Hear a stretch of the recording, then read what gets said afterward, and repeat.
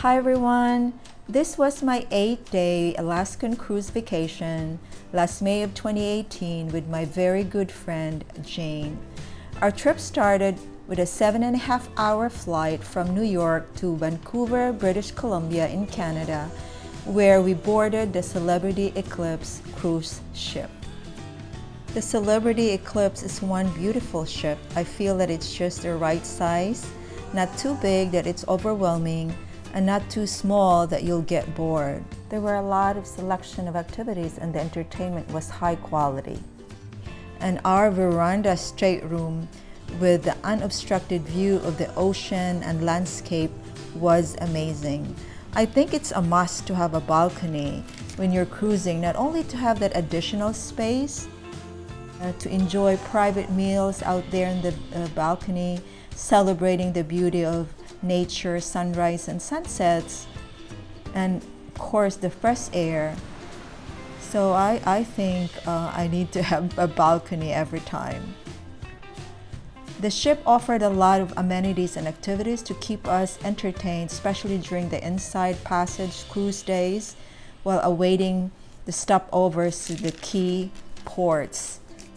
Jane enjoyed playing the slot machines in the casino. The bingo games were fun too. It was the first time that I won something, so it was great. We enjoyed our time at the indoor and outdoor pools, plus the hot tub. Their pools were great, clean, nicely maintained, so we enjoyed our time there.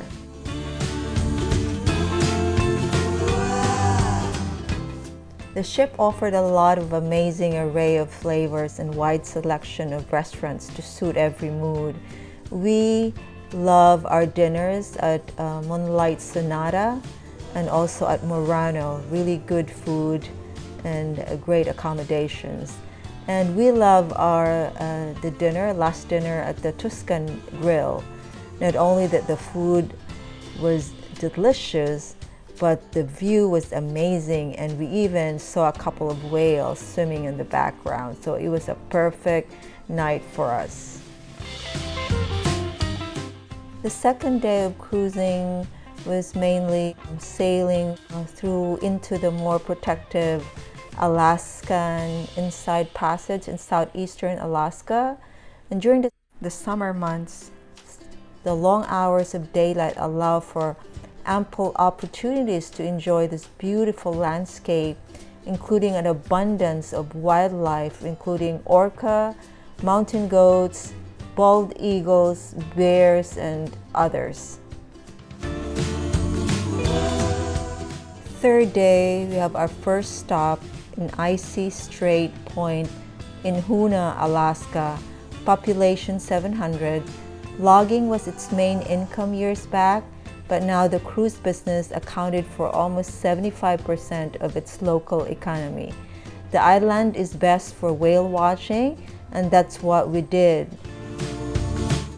We rode on this boat into the waters of Icy Strait to the renowned Point Adolphus area, home to Alaska's largest summer population of humpback whales.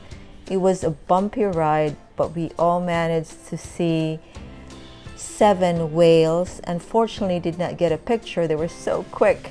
My eyes had a feast though. That's really what matters. We saw 2 humpbacks with white tails, the rare ones.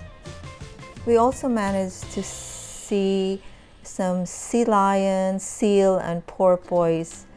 And we were not lucky to see orca though, the killer whales. It was cold, but we had a great time. The 4th day of the cruise was so special to me because I was able to check one of the items on my bucket list, and that was to see the Hubbard Glacier in Alaska. The Hubbard Glacier is located about 30 miles north off the coast of Yakutat and is by far one of Alaska's most exciting natural treasures. Named after Gardiner, Hubbard, the founder and president of the National Geographic Society, is the longest tidewater glacier in the world. It's about 7 miles wide, 76 miles long, and as tall as a 30-story building above the waterline. It is the largest river of ice in North America. While most of the world's glaciers are retreating, the Hubbard Glacier has continued to thicken over the years. Just an amazing work of nature. I was mesmerized. I was in awe. I was a happy girl. On the 5th day, we went to our second stop, which was Juneau. It's the capital of Alaska with a population of 32K plus. Income mostly from fishing and mining, of course, the tourism industry. Known for their famous spot, the Mendenhall Glacier and Waterfall. Beautiful, beautiful work of nature. Sad though, the tour guide said that this particular valley glacier is melting at 400 feet annually. So the thought of this valley glacier melting at that rate makes me sad. So we really have to take care of our environment. I'm sure the climate change has something to do with it. Juneau has a sizable Filipino community. They came during the mining boom. That's why the name Juneau came from a gold prospector named Joe Juneau. Juneau is a unique U.S. capital as there are no roads connecting the city to the rest of the state. Due to extremely rugged terrain, makes Juneau a de facto island in terms of transportation, since all goods coming in and out must go by plane or ship. Juneau sits at sea level with high mountains, 3,500 to 4,000 feet high. Atop these mountains is the large ice mass from which about 30 glaciers flow, but two of these are the famous Mendenhall Glaciers and the Lemon Creek Glacier. But it really is the Mendenhall Glacier more famous because it's visible from the local road system.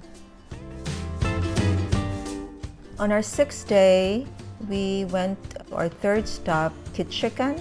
It's the salmon city and first city of Alaska, population about 14K. Besides the salmon hatchery sites, it has the largest collection of totem poles in the U.S. Beautiful totem poles everywhere.